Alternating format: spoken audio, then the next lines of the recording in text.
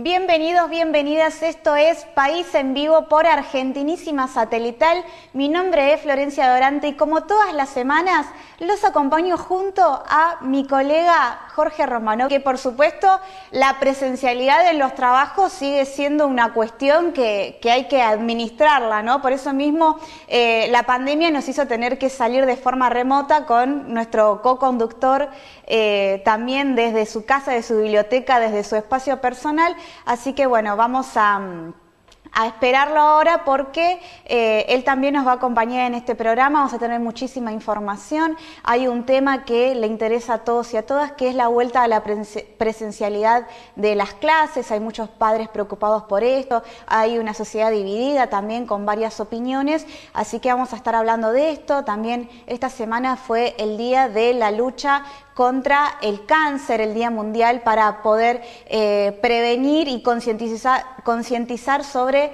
el cáncer en diferentes regiones del cuerpo, así que también vamos a estar hablando de eso. Y bueno, tenemos muchísima información para el día de hoy. Ahora veo, Jorge, ¿estás ahí?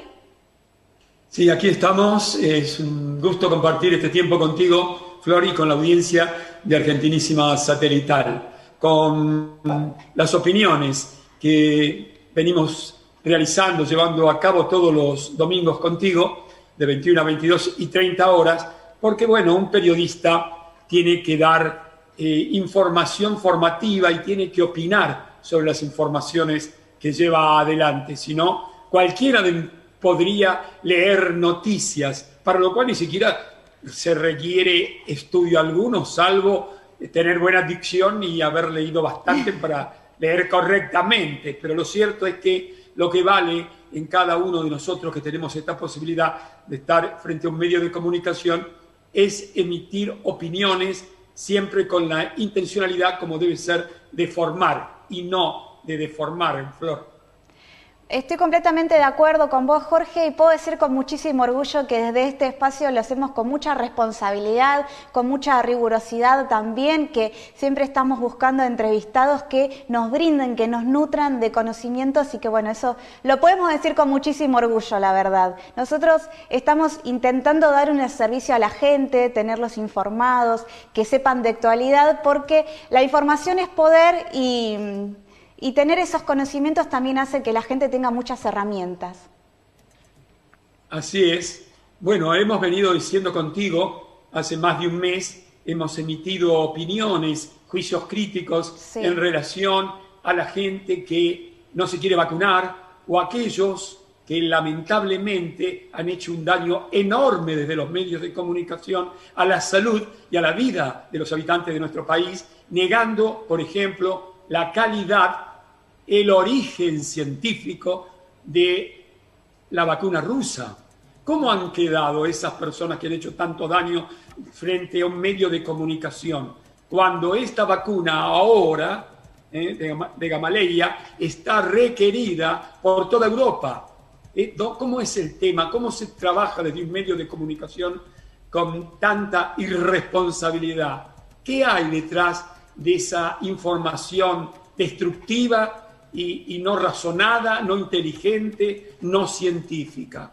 Bueno, o sea, como está en conocimiento de todos, hay un poco de tardanza en las entregas de las dosis de Sputnik, por eso el laboratorio Gamaleya hizo un comunicado al respecto y destacó la buena relación y el buen trato que hizo con Argentina en este sentido, ¿no? Argentina fue uno de los primeros países en confiar y en aprobar la vacuna Sputnik V, entonces fue muy bueno para esto. Ahora, ¿no? Que todo el mundo está requiriendo la vacuna rusa, ¿no? El laboratorio Gamaleya en su comunicado dijo que una de las prioridades va a ser Argentina y eso es muy bueno para nosotros. Hemos explicado hace un tiempito aquí también en Argentinísima para todo el país, mucho antes de todas las cosas que se han dicho. Fíjate vos que Carrió le hizo un juicio penal, una denuncia penal al presidente de la República y al ministro de Salud, diciendo que con esta vacuna envenenaban a la sociedad. ¿Cómo se vuelve atrás de tamaña y siniestra decisión, bla, bla, bla, bla, bla?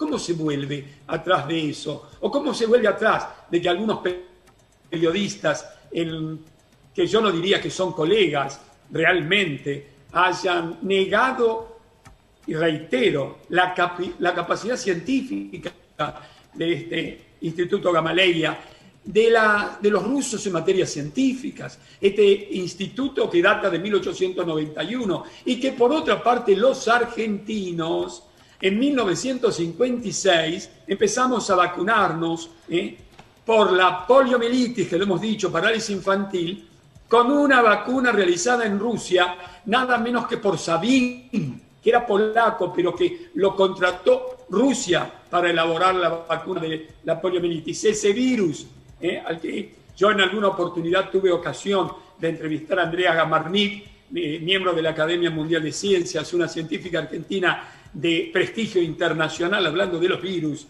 Y esto también es importante decir, es muy importante ahora en que y ha quedado en claro que por esta vacuna se la disputan ahora en todo el mundo. Hasta Fauci ha hecho, este científico notable de los Estados Unidos, despreciado por Trump, ahora no por Biden, por supuesto, le tiene el respeto que corresponde, ha dicho que bienvenida a la vacuna rusa. Porque yo, querida colega, lo he escrito hace muchos años, porque no es mío eso, por supuesto, pero utilicé una frase de Pasteur, nada menos, que muchos, durante muchísimo tiempo, sostenía esta frase, quien fuera nuestro primer premio Nobel de Medicina, Bernard Hussein, que la ciencia no tiene patria. Se ha ideologizado este tema, lamentablemente. Bueno, afortunadamente Argentina hizo un contrato, fue el primer país del mundo con esta vacuna. Hay un atraso, pero si Dios quiere va a llegar como corresponde. Bueno, Jorge, te invito a que presentemos a nuestra primera entrevistada, quien es Paula De Poli. Como te comentaba, uno de los temas de mayor interés en este momento es la vuelta a la presencialidad de las clases, y está la incógnita de que si estamos en la situación, ¿no?, de poder afrontar algo así, porque bueno, los chicos tienen sus temas, ¿no? Los más pequeños, controlarlos, si la infraestructura así lo permite, qué sucede con la salud de los docentes y del personal no docente también en las escuelas. Así que le doy la bienvenida a Paula De Poli, quien es miembro de una agrupación de padres del Colegio Mariano Acosta, quienes por supuesto están muy preocupados por esta situación y quieren expresar su opinión al respecto. ¿Qué tal, Paula? Florencia Dorante te saluda y estoy junto a mi compañero Jorge Romano. Mucho gusto, ¿qué tal? ¿Cómo está Jorge y Florencia? Muchas gracias por la invitación. Paula, te consulto sobre, bueno, cómo surgió esta organización y qué mirada tienen sobre la vuelta a la presencialidad de las clases. Bueno, desde esta organización de familias organizadas de la costa, del Colegio Mariano Acosta, está ya hace varios años, 4 años aproximadamente. Yo recientemente participo durante lo que va del año pasado y como muchos padres y madres que se fueron convocados a través de la necesidad que la pandemia nos generó a todos, con la entrega de bolsones para muchas familias necesitadas, más de 250 familias, y bueno, a raíz de esto muchos conocimos esta organización, como es mi caso, y bueno, comenzamos a formar parte de la misma para, bueno, estar ayudando de alguna manera a la institución, a las familias, a los alumnos, alumnas, a los docentes y no docentes, por un retorno a las clases presenciales de manera segura, que creemos que, bueno, no están dadas las condiciones. En realidad aseguramos que no están dadas las condiciones para hacerlos en este momento. Claro, Paula, hay varios motivos y hay varias preguntas. En primer término, quisiera saber si vos con esta asociación de padres conforman la mesa o han estado sentados a la mesa de las decisiones que entre los sindicatos y las autoridades del gobierno de la Ciudad de Buenos Aires han llevado adelante, porque pareciera que las clases ya comienzan el 17 y, corregime si no es así, pareciera que hubo acuerdos con los sindicatos, ¿o no es así? Sí, en realidad nosotros no formamos parte de la mesa a la cual surgen las decisiones. Dialogamos absolutamente con todos los actores, en este caso con los directivos, con los docentes, los no docentes, las familias, que somos las que estamos involucradas y creemos que somos los actores principales de esta situación. Me parece que ya son muchos los médicos que se están planteando que no están dadas las condiciones y bueno, creo que hay que escucharlos. Creo que a través del diálogo y de ninguna bandera política, sino que a través de una necesidad y un derecho como es la salud, es lo que nos está llevando a salir por distintos medios, a manifestarnos, a mantener muchas veces la tranquilidad de las familias que nos llaman o se conectan a través de los Meet que tenemos, de las reuniones que tenemos periódicamente y de las asambleas que son casi diarias y duran muchísimas horas para transmitir tranquilidad y bueno, seguramente a través de lo que surja en el día de mañana, que ya van a ser las primeras recorridas a las escuelas, van a poder verificar que lo que estamos diciendo en respecto a la ventilación, con respecto a la limpieza, a la seguridad e higiene que hay en los colegios de la ciudad de Buenos Aires, no todos están en la misma condición. Y eso que nosotros hablamos de un colegio con un edificio histórico, hermoso, con una amplitud muy grande, muchos lo deben conocer, y que tampoco estaba antes de la pandemia en condiciones de afrontar las clases con normalidad. Y bueno, menos ahora. Entonces creo que es hora de escuchar a los médicos que se pronunciaron durante este fin de semana también. El viernes creo que fue el día en que presentaron una carta a los ministros, tanto de educación como de salud, para informar que todos queremos una presencialidad, pero hay una realidad, estamos todos atravesando una pandemia que es inigual a ninguna otra situación anterior, nueva para muchos docentes, para todos los docentes, para todos nosotros, para todos los médicos, y que bueno, la idea es volver a la normalidad, o en realidad la idea no, es un deseo que tenemos de volver a la normalidad, pero siempre y cuando se pueda proteger y abordar como primer derecho la salud de todos nuestros hijos, docentes y no docentes, y todas las familias, ¿verdad?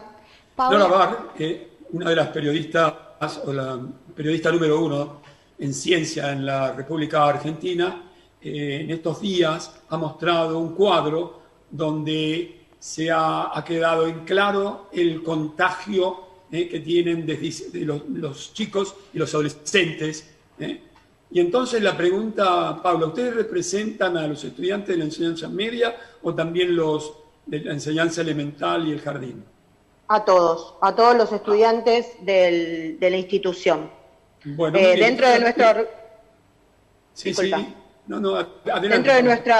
Dentro de nuestra organización somos padres, que muchos de esos padres son docentes, son personal que se encarga de limpieza o de portería del colegio, personal de directivos, digamos, estamos todos dentro de la misma organización, ¿no? Tanto de los jardines, que creemos que, bueno, desde en cuanto a los jardines, el contacto es inevitable, es muy difícil, no es lo mismo abordar esta pandemia y el protocolo desde el lugar de una niña, un niño de jardín infantes, a un niño de terciario o de secundario. Es un colegio que tiene desde nivel inicial hasta nivel terciario. Son aproximadamente 2.000 alumnas que están dentro del colegio.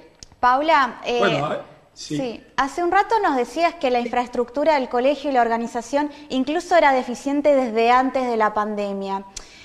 Yo cuando comencé a leer los protocolos de cada provincia, de cada ciudad, de cómo iba a ser la vuelta a clases, me puse a pensar, ¿no?, que cada una de los colegios no tienen la infraestructura como para llevarlo a cabo, por ejemplo, la mitad del curso está dentro del aula y la otra mitad en otra zona anexa. ¿Cuál es el protocolo que supuestamente van a implementar desde el colegio donde van tus hijos y si se va a poder llevar a cabo en esta situación? En mi caso, yo tengo un hijo en nivel media, en secundario, sí. Y bueno, tenemos que esperar al día de mañana que comiencen a realizar la recorrida para ver cuál es la situación y cuáles son las condiciones que están dadas para llevar adelante el protocolo propuesto por el Ministerio de Educación de la Ciudad de Buenos Aires. ¿Con qué contamos? ¿Con qué digamos, elementos vamos a encontrarnos? ¿Con qué situación de los baños? Dado a que no están en condiciones, como te decía, desde antes del 2020, de que surja esta pandemia. Y bueno, creemos que la ventilación, por ejemplo, la ventilación no es la adecuada. Hay aulas que no tienen directamente ventilación. No tienen ventana. Bueno, no tienen ventana, exactamente, no tienen ventana. Muchas modificaciones que se realizaron anterior a la pandemia, creemos que no fueron pensadas para una situación como esta desde ya. Y bueno, desde nuestro colegio es esa la situación, pero hay colegios que están se dan clases en situaciones mucho peores que la nuestra, mucho peores que la nuestra. Paula, hay una pregunta que quiero hacerte en relación, porque veo que de eso se habla poco, pero ustedes seguramente tienen la preocupación.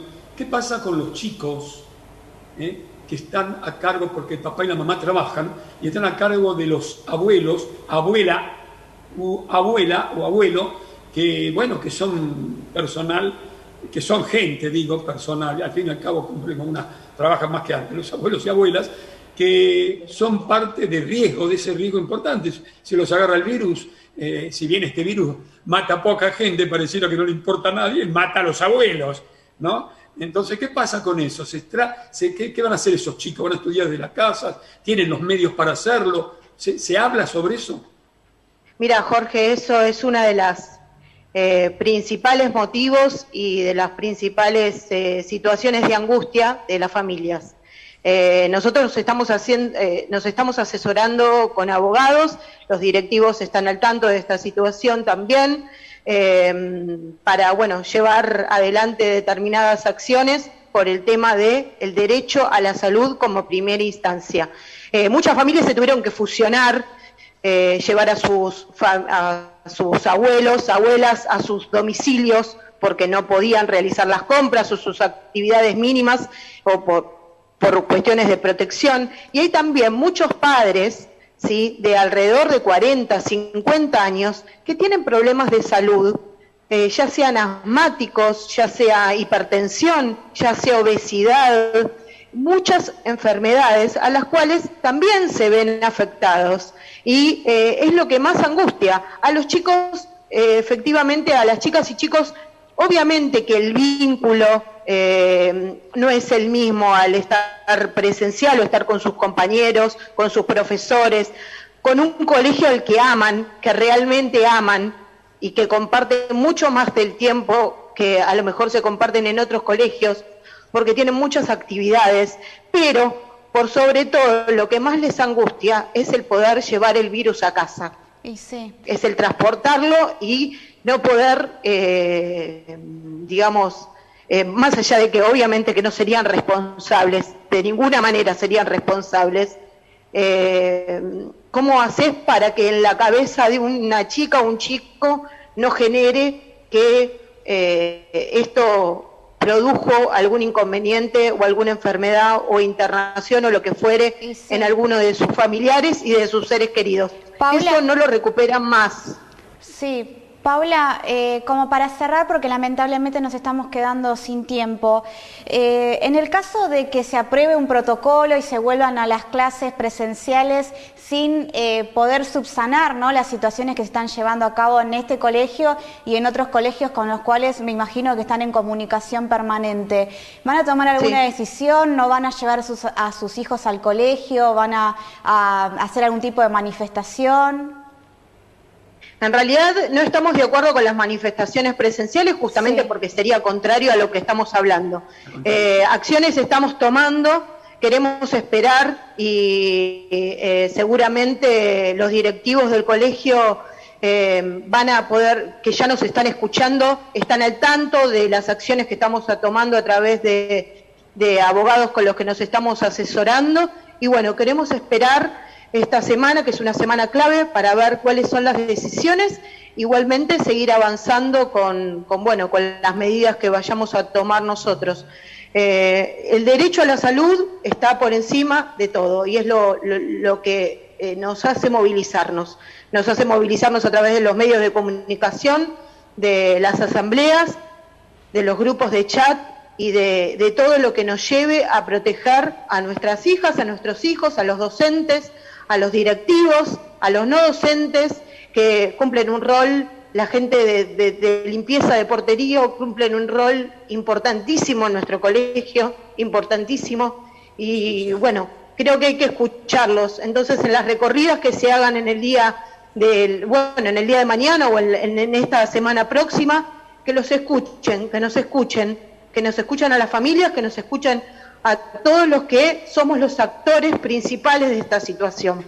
Bueno, así es, son parte de la comunidad educativa. No hay comunidad educativa en serio sin la participación de los padres y de los estudiantes. No son solo los maestros y los gobernantes. La comunidad hay que respetarla, valorarla, destacarla y utilizarla para el bienestar de todos. Paula, ¿estudiaste en la Costa?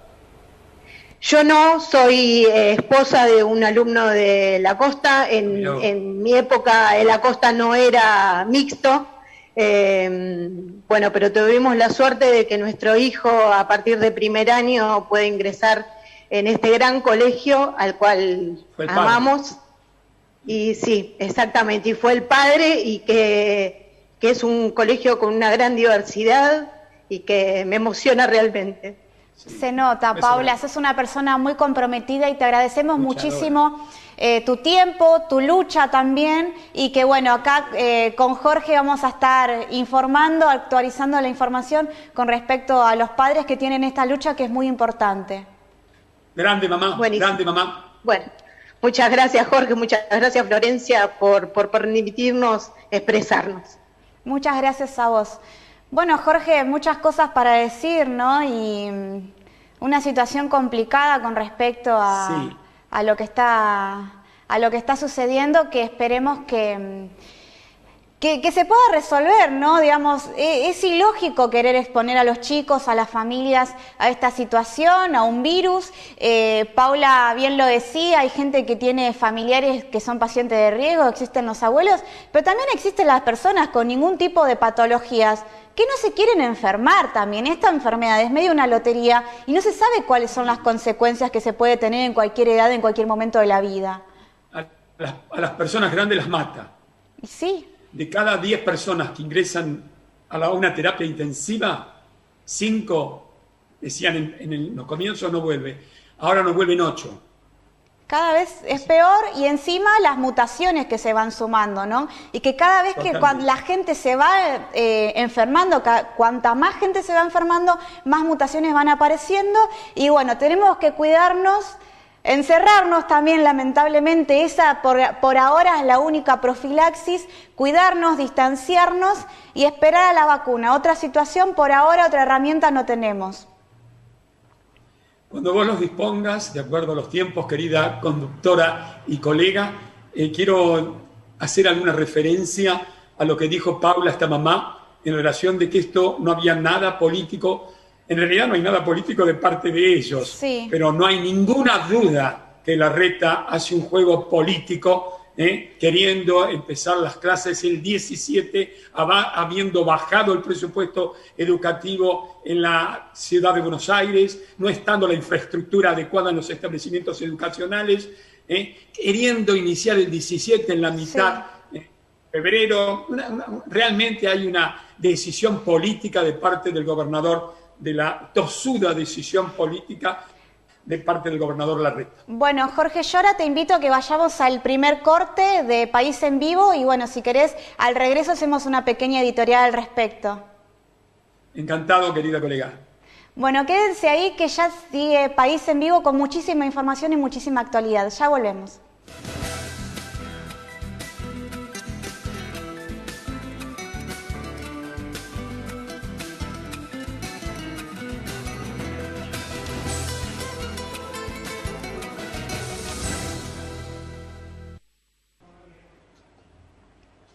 Continuamos en País en Vivo, estoy con mi compañero Jorge Romano y quiero dar la bienvenida a nuestro próximo invitado, es el doctor Matías Norte. Él es cirujano, especialista en cirugía oncológica de cabeza y cuello. Él trabaja, entre otros hospitales, en el Hospital de Clínicas perteneciente a la Universidad de Buenos Aires y me tomo la licencia de poder tratarlo con cariño porque es una persona que aprecio muchísimo, de la cual aprendo mucho también todo el tiempo y que bueno, es una persona también muy dispuesta a comunicar. Algo muy importante en profesionales a quien le confiamos nuestra salud, ¿no? Saber comunicar las cosas cuando tenemos una preocupación y bueno, el doctor Matías Norte siempre lo hace, así que le doy la bienvenida. Muchísimas gracias por estar en País en Vivo. Y gracias a ustedes.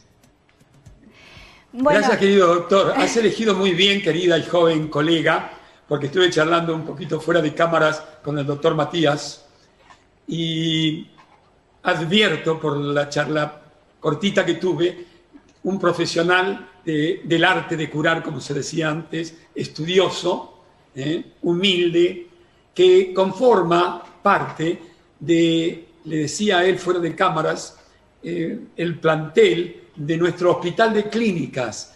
Es importante decirle, Flor, a la gente de todo el país que a nuestro hospital de clínicas, antes, y él me confirmó que ahora es más o menos igual, iban los estudiantes con los mejores promedios, aquellos estudiantes de medicina que se recibían los mejores promedios, iban al hospital de clínica. Después al antiguo hospital Rawson, donde estaban cirujanos de prestigio internacional, argentinos, gloriosos, médicos, y bueno, y después Ramos Mejía, distintos hospitales. Así que, Matías, es un gusto conocerte. Sabes que entrevisto científicos y médicos como vos hace muchísimo tiempo. No, gracias a ustedes por la convocatoria, Jorge, Flor. Bueno, así es el hospital de clínicas, que con tanta presentación ahora uno se queda como sonrojado, pero bueno, ahí estamos. Es la verdad, doctor.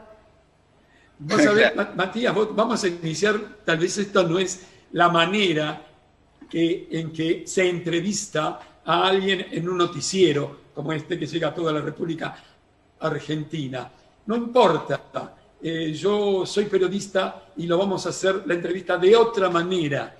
Por eso te voy a preguntar cosas que ni Flor suponía que yo podía preguntarte y vos menos. En primer término, ¿dónde naciste, Matías? Nací en Capital Federal y viví toda la vida en San Antonio de Padua. O sea, el nacimiento fue nada más que un evento para luego vivir en zona oeste, en Padua. Un lugar hermoso, San Antonio en Padua, que tiene un golf, una cancha de golf ahí, es maravillosa. Exactamente. Una de las ventanas laterales de mi casa daba a uno de los hoyos de la cancha de golf. Qué privilegio, Matías. ¿Dónde hiciste la escuela primaria? También ahí, en San Antonio de Padua, en el Colegio Manuel Belgrano. Mirá la pregunta que te voy a hacer. ¿Recordás alguna maestra de enseñanza elemental? Uy, es que son muchas maestras, todas fueron importantes. Pero, ¿la enseñanza media dónde, Matías?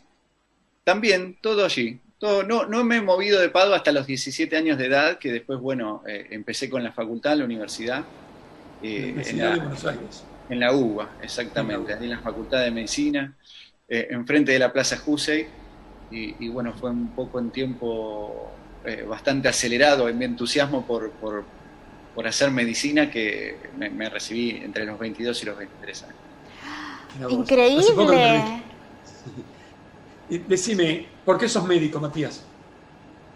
Toda la vida quise ser cirujano, empezando por ahí desde muy chico. Yo me interpreto que tendrá que ver que en algún momento me operaron de una hernia cuando tenía 3 años de edad, y de ahí algo hizo eso en mi cabeza, por decirlo de alguna forma, y en mi corazón, y dije, quiero ser cirujano.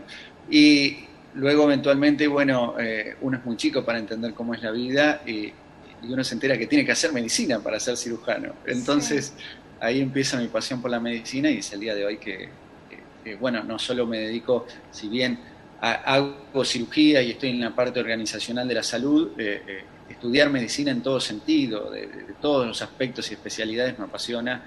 Cada cosa nueva que sale, estamos ahí leyendo todo el tiempo. Matías, vos sos jefe de cirugía oncológica, no la estoy dejando hablar a mi colega, sí, no. Me va a echar porque ella es la conductora del programa, Matías. Me va a decir, Jorge, la semana que viene no. Florcita, ¿qué? No, por favor, Jorge, pregunta vos. Bueno, no quería preguntar, no, quería comentar algo. La semana pasada en uno de mis programas entrevisté, le dije al doctor Matías, fuera de cámaras, al jefe de oncología del Hospital Alemán, el doctor Carlos Vaz, que se formó con De Robertis, entre otros, un gran oncólogo. Yo había entrevistado a Chacón, al padre, que es otro eminente oncólogo de la República Argentina. Entrevisté a mucha gente, porque Matías hace cirugía oncológica. Tengo la información que me has pasado vos, querida Flor, y como hemos tenido la semana del cáncer, sabemos, Matías, que el cáncer hoy se cura, si se agarra a tiempo, y sabemos de la importancia que tiene la cirugía, en este sentido. A ver qué nos podés informar y formar a nosotros y a nuestra audiencia, Matías. Es exactamente tal como lo decís. Vos fijate que los 4 cánceres más importantes de la Argentina es el cáncer de colon, el cáncer de mama y de próstata, y el cáncer de pulmón. Y vos fijate que si los detectás de manera temprana, podés curarlo en un 90%, y en todos los aspectos entra en juego la cirugía. Por ahí tal vez el cáncer de próstata detectado en una etapa, en un estadio 1, cuando es muy pequeño, hasta incluso podés evitar la cirugía y hacer radioterapia con muy buen resultado, pero siempre la cirugía entra en juego, y mientras más temprano se detecta el cáncer, no solo que tenés más chances de curación, sino que también tenés mejores resultados quirúrgicos, y hasta incluso, como por ejemplo en el cáncer de mama, que hoy la Organización Mundial de la Salud lo declaró el primer cáncer con más prevalencia a nivel mundial. El cáncer de mama detectado de manera temprana tiene altísimas tasas de curación y muy buen resultado estético, que no es poca cosa también en este aspecto. Yo tenía un amigo hace muchísimos años que no creía en la medicina, en la alopatía, pero sí la cirugía. La cirugía, bueno, a veces de una simple apendicitis, si no se opera a tiempo, hace una peritonitis y te puedes ir a la lona, ¿no? Claro, entre otras cosas, lo digo de una manera elemental, perdón por la vulgaridad. Antes se tomaba examen con cirugías de apéndice, no con cirugías complejas, porque la cirugía de apéndice es muy aleatoria, depende mucho de la anatomía del paciente. La anatomía cambia radicalmente, el apéndice puede mirar para arriba, para abajo, ser un apéndice que está pasado, que consumió muchos analgésicos, que hay muchas bacterias, o ser una apendicitis que recién comienza. Entonces es ahí donde se demuestra la verdadera habilidad del cirujano y la habilidad también en la toma de decisiones acorde a lo que va encontrando. ¿Vos sos profe, Matías, tenés discípulos? Estamos en la enseñanza de los residentes, sí, totalmente, del Hospital Español, entre uno de ellos. Doctor... Sí. Flor. Bueno, me imagino que para todo profesional de la salud, el haber estado en este momento trabajando en una pandemia, revolucionó un poco todo, ¿no? Y a través de tu Instagram, que es Dr. Matías Norte, y esto lo quiero recalcar porque a través de tu página yo aprendo muchísimo todo el tiempo, sé que también los cirujanos comenzaron a trabajar en lo que es la unidad de terapia intensiva, como intensivistas, ¿no? Ya como que el trabajo del cirujano también los habilitaba para poder trabajar en la unidad de terapia intensiva cuando en realidad a veces no era su trabajo habitual. Y bueno, ustedes comenzaron también a trabajar en esas zonas, en esa unidad, doctor. Te quería preguntar sobre esto. Sí, esto en un comienzo, hace mucho tiempo, ¿no? El cirujano hacía terapia intensiva, solía hasta incluso controlar sus posoperatorios. Había como un overlap de especialidades, incluso en la anestesia. Luego esto se fue diversificando, especializándose, y hoy tuvimos que volver a hacer terapia intensiva, a aprender de cero, a recordar conceptos. Sí. Si bien todos los cirujanos pasan en su entrenamiento por una unidad de terapia intensiva y actúan como terapistas durante su residencia para poder complementar la formación, fue una experiencia bastante dura porque no fue hacer terapia intensiva como lo solíamos recordar en nuestra formación, en nuestro entrenamiento, sino que fue una terapia intensiva un poco más compleja, asociada al coronavirus, con nuevos protocolos, nuevos conceptos, y aprendiendo mucho del virus sobre la marcha. Hoy por ahí, retrospectivamente, con el conocimiento que tenemos ahora en el 2021, podríamos haberlo manejado tal vez con un poco menos de estrés, pero no con menos complejidad, porque es una patología muy difícil de sostener. Es muy difícil de sostener un paciente vivo aguardando de que el mismo cuerpo se cure, porque recordemos que no hay cura para este tipo de problemas, ¿no? para este virus. Matías, una pregunta re elemental. Tendrás que comprenderme, bueno, no solo por mi ignorancia, pero sino que hay que hacer este tipo de preguntas para el público de todo el país. Y muy buena la observación y pregunta de mi colega y análisis de esta joven profesional del periodismo con el cual tengo el placer de trabajar hace un tiempito. ¿Se requiere, en qué casos, si es que se requiere, cómo se llega a hacer una cirugía en una terapia, en la terapia intensiva? Las cirugías en la terapia intensiva están muy limitadas, tiene que ser un paciente que no se pueda mover, y habitualmente lo que se hace en terapia intensiva exclusivamente es por ahí tal vez una traqueostomía. O sea, hacer un agujerito, una ventanita en el cuello para que el paciente respire por ahí, en el caso de que el paciente tenga más de 14 días de intubación, porque tener metido un tubo por dentro de la boca lastima la tráquea y eventualmente genera una complicación muy importante, que es la estenosis, el cierre de esa tráquea a futuro. Entonces, para evitar eso, uno hace esa traqueostomía, que en el caso del coronavirus, esa traqueostomía se difiere. Del día 14, en realidad la empezamos a hacer a partir del día 21, queriendo evitar tal vez el contagio y otras cosas. Pero en terapia intensiva no se suele hacer cirugías más que esa, y en casos excepcionales, después, bueno, por supuesto, nuestra función en terapia intensiva como cirujanos en realidad es como médicos terapistas. Siempre el trabajo en equipo es importantísimo, porque cuando en algún momento a uno de nosotros, como médicos, no podemos manejar la situación porque es muy compleja, tenemos un paciente tal vez conectado al respirador, con baja de presión, que hay que colgarle drogas para que el corazón lata, para mantener la presión, por ahí esto después se transforma en una falla renal, entonces entra también en juego los nefrólogos, alguna diálisis tal vez. Entonces el trabajo en equipo es importantísimo para sostener el paciente, y no es que el cirujano está solo haciendo terapia intensiva, incluso los terapistas se apoyan en múltiples especialidades también. Ahí está la frase de mi amigo René Favaloro: hay que reemplazar el yo por el nosotros.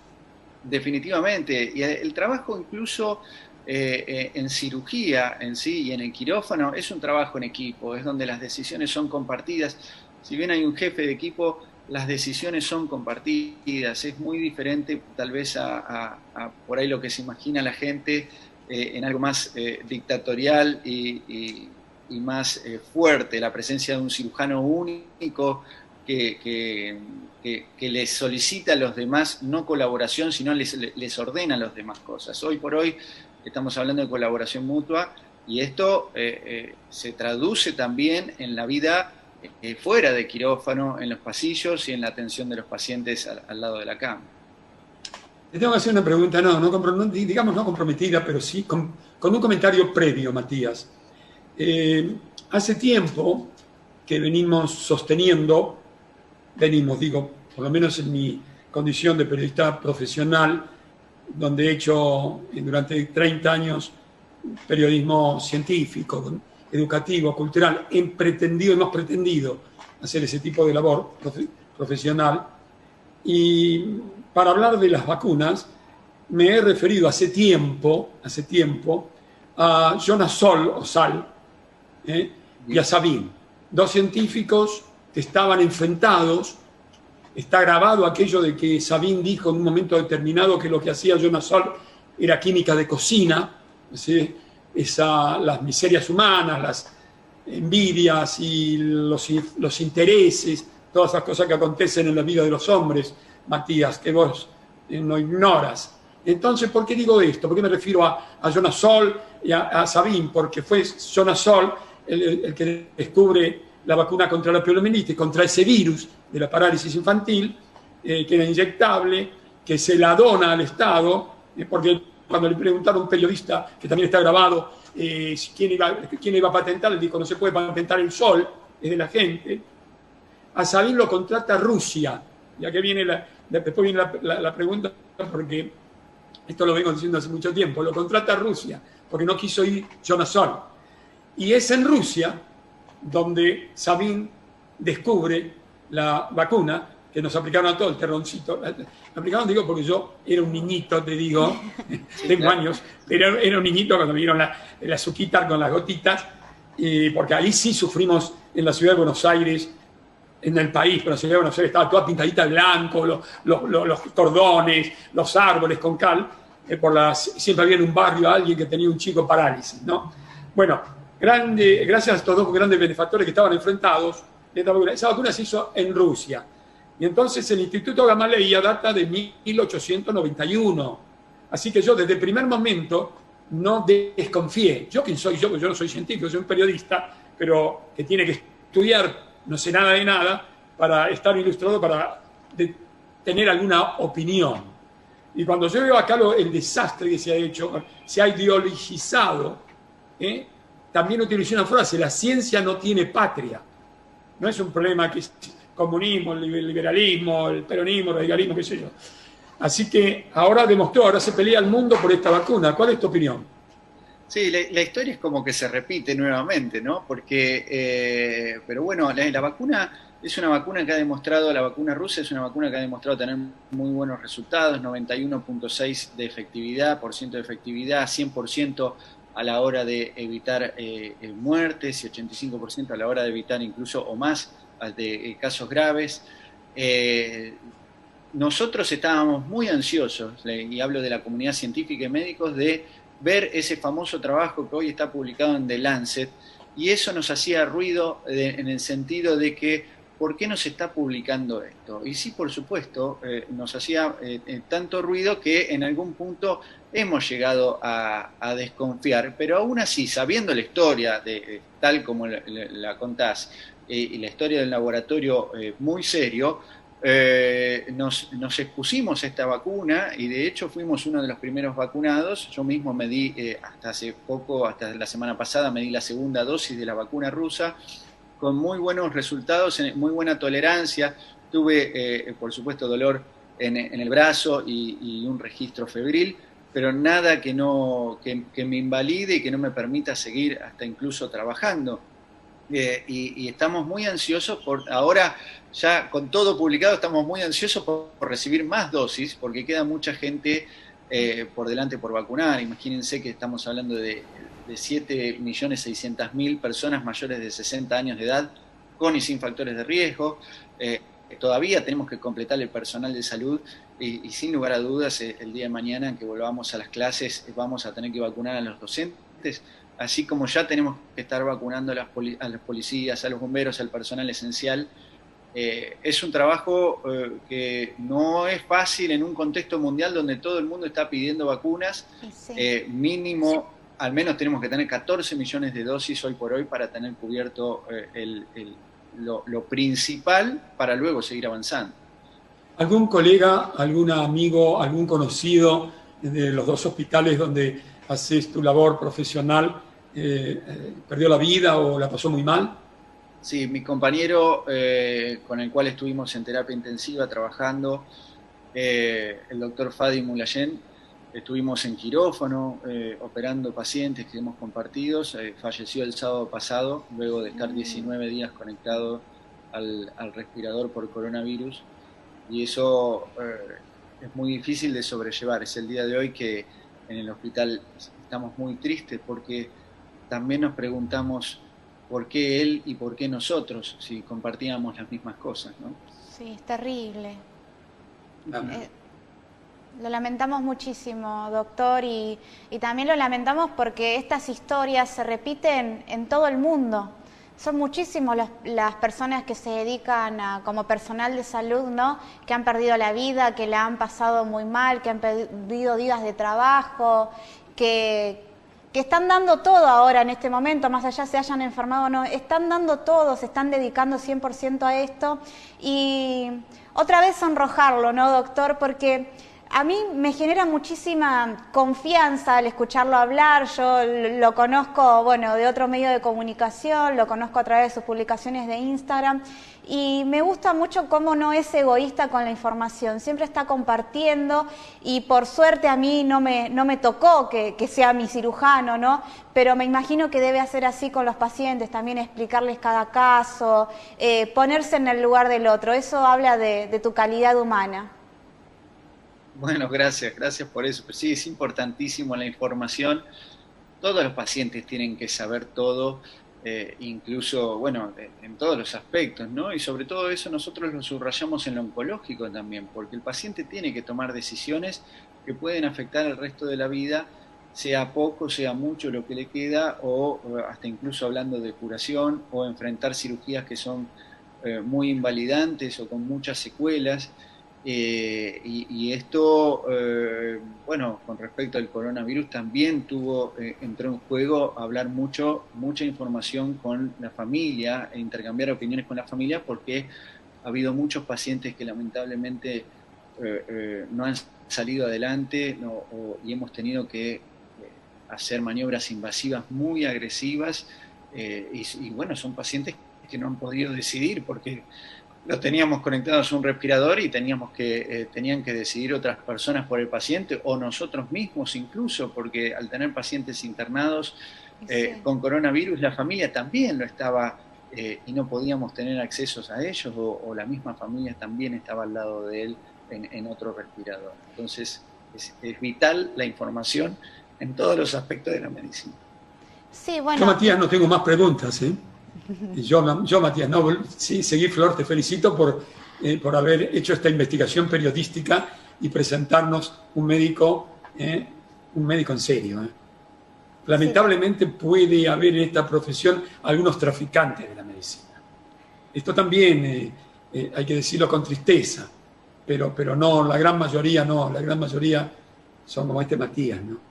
Y sí, hay que tener una personalidad, una forma de ser muy especial también, ¿no? Dedicarse al otro para poder ser médico, porque es una profesión para la cual hay que saber muchísimo, estudiar muchísimo, y muchas veces tampoco está bien reconocida, ¿no? Laboralmente, remuneradamente a veces, ¿no? Los hospitales, y bueno, confío en el doctor Matías Norte porque, bueno, lo he escuchado hablar, sé sobre su trabajo, muchas personas también hablan muy bien de él y eso habla de cómo es él. Así que, bueno, por eso mismo, Jorge, se me ocurrió presentarte este tema, y también sabía que vos ibas a sacar el lado, lo humano, ¿no?, de toda esta situación.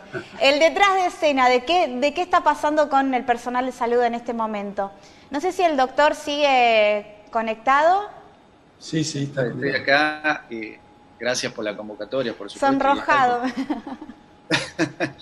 Los parámetros de la sociedad van cambiando y los médicos se van adaptando a la sociedad, y es real lo que decís. En algún punto la sociedad está bastante frustrada, con mucha ebullición, y eso lo transmite mucho al médico. Nosotros vivimos mucha violencia hoy por hoy en una guardia, en un consultorio. Y bueno, de a poquito es como que se va relegando ese puesto que teníamos paternal de contención hacia el paciente y se va equiparando hacia otros aspectos, ¿no? Porque está también la Internet y Google que oficia de médico previamente a la consulta. Hay muchas cosas que han cambiado en la medicina y tendremos que saber adaptarnos a eso. Exactamente. Pero tiene que tener mucho cuidado, doctor. Sí. Perdón, Flor. Sobre esto que ha dicho el doctor es muy importante, todo es importante, informativo, pero sobre esto último hay que decirle a la gente, cuidado con eso de que Internet y hacer... a mí me habían regalado un libro, quiero terminar con esto, Branko Magni, el jefe, Mauner era, ¿no? Del jefe decano de la Facultad de Medicina de la Universidad de Favaloro, un libraco impresionante de medicina. Lo tuve un tiempo y cada vez que había un problema, antes de este tema, esta locura de Internet, cada vez que había un problema en la familia, amigo, iba al libro. Hasta que un día dije, esto no tiene nada que ver, yo no soy médico. Esto no. Y a una chica, hice mal, a Branco no le gustó mucho, en una competencia latinoamericana de lengua y literatura que hice por Canal 7, Encuentro del Saber, ¿y qué vas a estudiar vos medicina? Toma, le regalé el libro. Pero, porque va a estudiar medicina. Esto de ver cuando tenemos un problemita, un familiar, y agarrar el teléfono, la computadora, no, cuidado con eso. Hay que ir al médico, no somos médicos. Hay que ir al médico, hay que consultar al médico, hay que dejarlo trabajar tranquilo. Bueno. Gracias por esta palabra. Gracias, Flor. Bueno, doctor Jorge, bueno, primero despedirlo, doctor, muchísimas gracias por haber estado con nosotros aquí al aire, hemos aprendido muchísimo y también los invito a que lo sigan a @doctornorte en las redes sociales porque verdaderamente es una fuente de información muy buena y de alguien que sabe, así que muchas gracias, Matías. Gracias a ustedes. Hasta la Matías, próxima. yo te saludo con el corazón y con la mente, espero darte el abrazo personalmente. Apenas me vacune, yo también. Casi sea. Bueno, Jorge, te invito a que vayamos al próximo corte y ya volvemos. Con mucho gusto.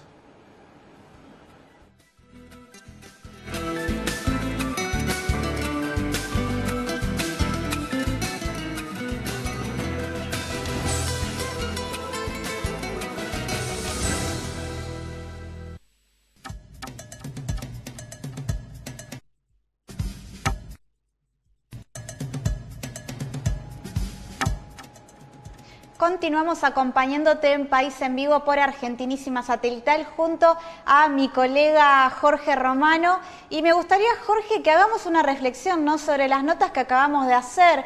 Padres preocupados por la vuelta a la presencialidad de las clases y la infraestructura aguantaría, soportaría la vuelta a la presencialidad, ¿no? Los protocolos, si se aplican en cada uno de los colegios. Escuchábamos las palabras de padres organizados que pertenecen al Colegio Mariano Acosta. ¿Qué es lo que sucede con el protocolo que implementó la Ciudad de Buenos Aires y se va a poder implementar en todas las escuelas, ¿no? Sigue siendo un gran paradigma esto. Así es.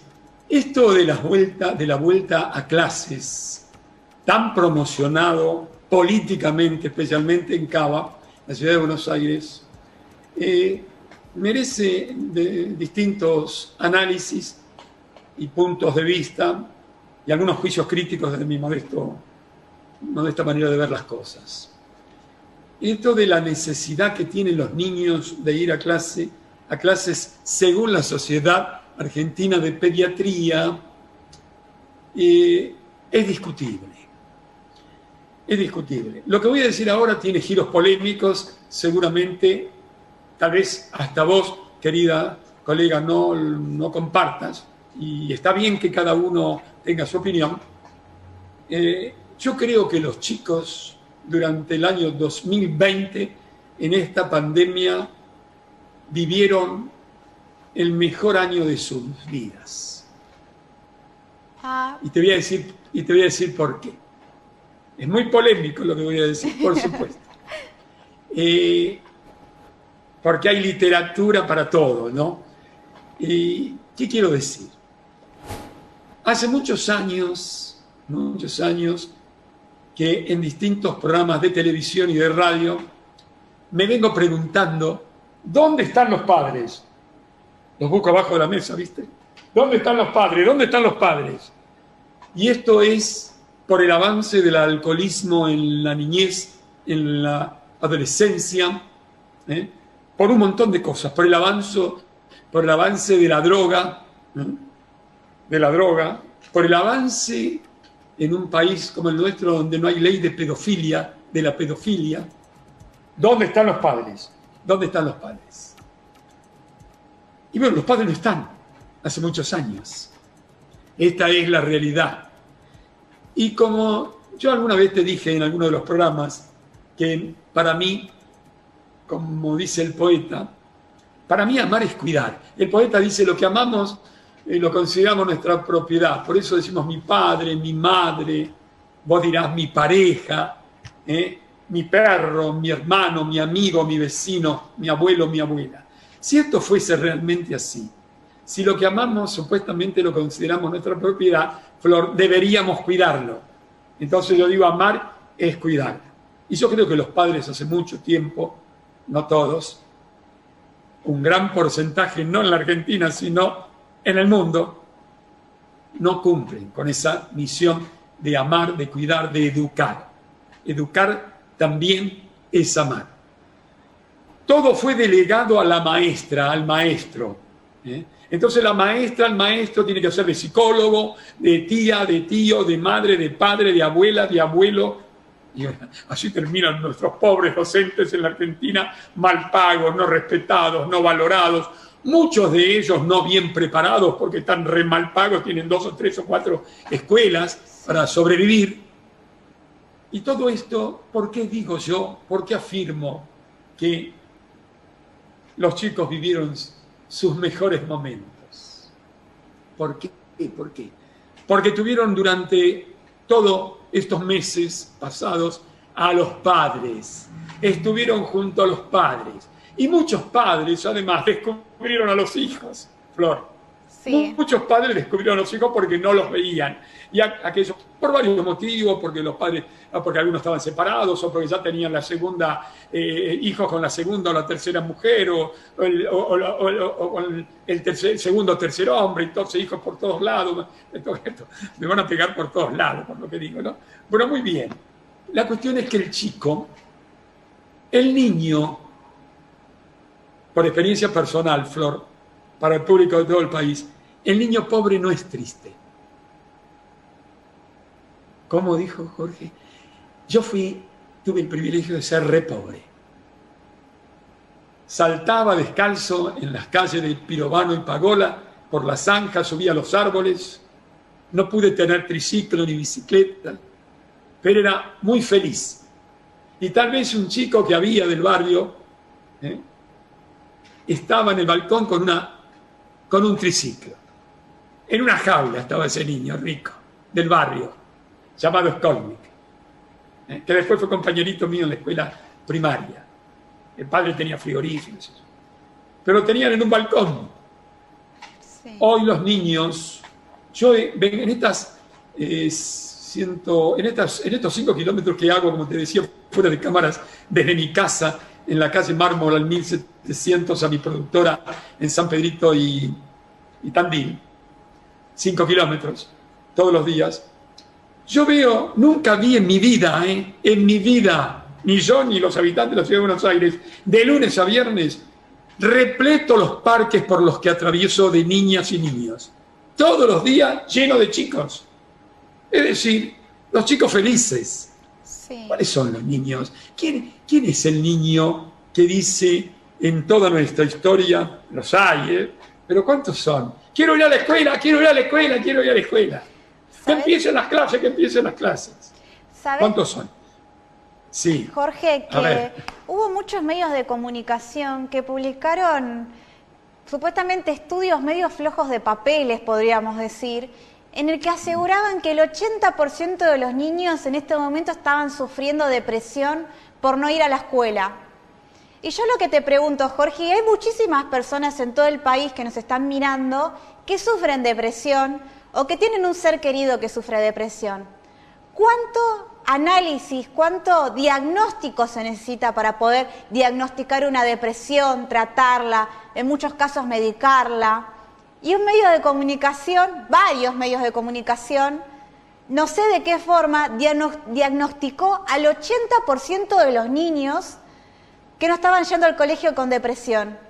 Es muy extraño, ¿no?, que pase esto, como si fuera, no sé quién lo hizo o qué profesional pudo entrar en cada uno de los hogares de nuestro país para poder diagnosticar a cada uno de los nenes, para poder diagnosticarles depresión.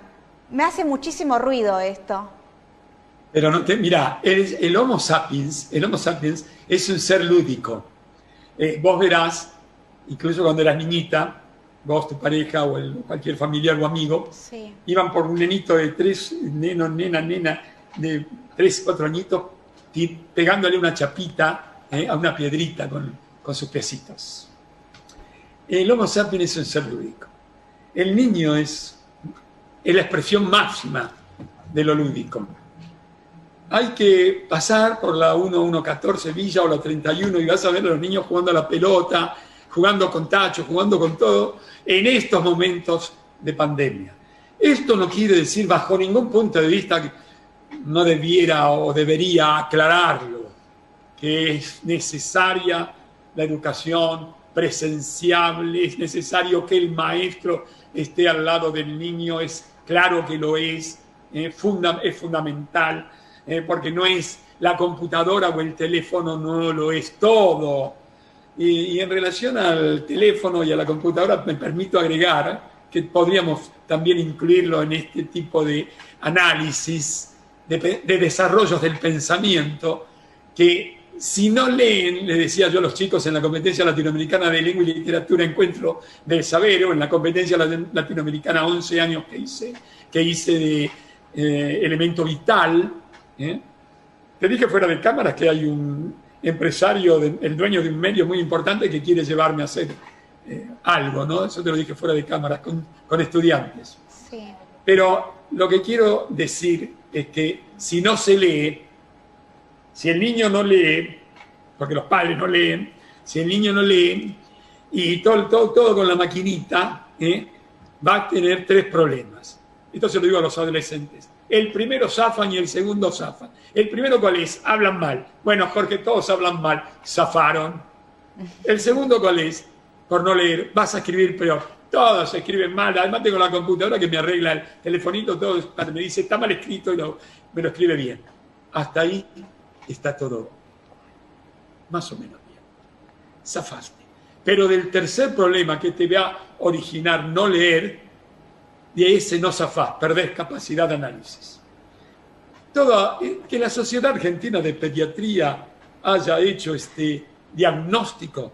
Bueno, faltaría ahora entonces la Sociedad Argentina de Psicología, a los filósofos tendrían que hablar, tendrían que escuchar, tendríamos que empezar a escuchar, habría que formar una Sociedad Argentina de personas mayores, digamos de una, como si... El Senado nació por la palabra, viene de senil, ¿no? Senado romano, que fue una copia de lo que eran los jurados, de alguna manera, los viejitos, el consejo anciano de las tribus aborígenes en el mundo, que antes de ir a una guerra con otra tribu, por espacio, por comida, por lo que fuere, el que lo decidía, la guerra, era el consejo de ancianos. A partir de ahí, surge el Senado romano. Ahora, entonces sería muy interesante una organización conformada por abuelas y abuelos, por ser personas mayores, sabias. Sabiduría viene de saber vivir, no viene de Einstein o de matemática, física, química, ni de biotecnología, no, viene de saber vivir, para que también emitiesen una opinión sobre lo que aconteció. Al contrario, yo nunca vi a los chicos tan contentos. Y hablo yo que vivo en el barrio sur, yo no vivo en barrio norte. Estoy hablando, si ustedes quieren, yo vivo en Boedo, pero puedo hablar de Pompeya, Parque de los Patricios, Flores, donde tengo acá mi productora en el Bajo Flores. Bueno, no es el Bajo, más o menos, me estoy cayendo hacia el Bajo. De manera que vos y yo somos periodistas, y un periodista es un observador de la realidad. Alguna vez le preguntaron a Roberto Ar, ese gran escritor, periodista argentino, un reportaje que le hizo César Tiempo, le dijo, ¿dónde estudiaste vos? Y Roberto Arre le contestó, yo me doctoré en la Universidad de La Yeca. Claro, él hacía aguafuertes porteñas, como bien sabes, querida colega. Él iba en el tranvía, ¿no? Y él, ¿cómo hacía? Llegaba al diario y tenía que escribir. ¿Qué es lo que hace un periodista? Porque hay muchas formas de leer. Claro, eso hace. ¿Qué has hecho vos con este medio que tuve el privilegio de entrevistar por vos? Bueno, observa la realidad, lo que acontece a su alrededor. Ya sos periodista. Y entonces él, en ese viaje, observaba al pasajero que estaba al lado de él, miraba por la ventanilla y cuando llegaba al diario ya tenía temas. Roberto Ar. En ese diario Crítica que compraba la abuelita que no tuve, Flor, o sea, en ese diario Crítica escribían, ¿no? Roberto Ar, César Tiempo, Jorge Luis Borges, los hermanos Puñón, estoy apelando a mi memoria, ¿no? Quiero decir que ese diario Crítica que leía la abuelita que no tuve en un tranvía, esa abuelita con 3er grado de la escuela primaria tiene más cultura que hoy un universitario, porque leía ese diario donde escribían Borges, Roberto Ar, César Tiempo, los hermanos Tuñón y a veces Girondo. Por eso de que los niños tristes, que los niños necesitan ir a la escuela, necesitan ir a la escuela para educarse, no hay ninguna duda. Pero aquellos que han podido, porque la ciudad de Buenos Aires no dio, la reta no le dio las 6.000 computadoras que necesitaban los chicos pobres. Exactamente, Jorge. Esto hay que decirlo, las cosas como son. No se trata de porque voy a tomar una posición política, se trata de decir la verdad. La verdad es que la reta empieza las clases el 17 de febrero por razones estrictamente políticas, porque por 2 semanas podría haber empezado el 1 de marzo. Está bien, son 4 lugares de la Argentina donde empiezan el 17 de febrero. Todos los demás empiezan el 1 de marzo. Sí. Y el gobierno hizo como mirar, bueno, ahora está bien. Me criticaron por la cuarentena un poco larga o muy larga. Bueno, dijo, bueno, ahora que decidan todos los gobernadores. Sí, esto es un poco, si vos me permitís, que me estás permitiendo demasiado, cortito te voy a decir algo. Esto tiene un parentesco con lo que pasa con la inflación, con lo que pasa con la carne en estos días. Yo, por ejemplo, soy un amante de la agroindustria, de una forma, y un difusor de la agroindustria, que no son los dueños del campo, la mayoría. Los dueños de los campos es otra historia, la sociedad rural, ¿no? El Consejo Agroindustrial Argentino está conformado por 60 instituciones que nada tienen que ver con la sociedad rural. Sí. En este momento el gobierno necesita divisa, necesita que el campo venda mucho. Pero... ¿Sabes, Jorge? Podríamos proponer una nota para la semana que viene al respecto, porque lamentablemente nos quedamos sin tiempo ahora, pero me parece muy buena la comparación que estás haciendo al respecto y me parece que podríamos sacar a alguien, como siempre hacemos nosotros, sacamos a especialistas, así que podríamos la semana que viene proponerle eso a nuestra audiencia. Como vos quieras, una síntesis cortita. El gobierno tiene ahora que apretar a esta gente y decirle, no, escúchenme, o bajan los precios de los alimentos en la Argentina, tenemos que exportar, dijo el presidente, necesitamos las divisas. Pero guarda, la gente tiene que tener poder, tiene que poder consumir y esto no se tiene que disparar desde el punto de la inflación. Lo podemos ampliar con alguna autoridad de gobierno, con algún opositor, el que quiera y se atreva a discutir conmigo. Exactamente, Jorge, no creo que sean muchos los que se atrevan a discutir con vos. Te mando un abrazo hasta la semana que viene. Hasta siempre, querida joven colega, y te felicito por tu trabajo de investigación y te pido disculpas si te interrumpe demasiado este joven viejo periodista. Es un gusto compartir el aire con vos, Jorge, y bueno, y es un gusto también compartir este espacio con nosotros y los esperamos la semana que viene en País en Vivo junto a Jorge Romano. Muchas gracias. Hasta siempre.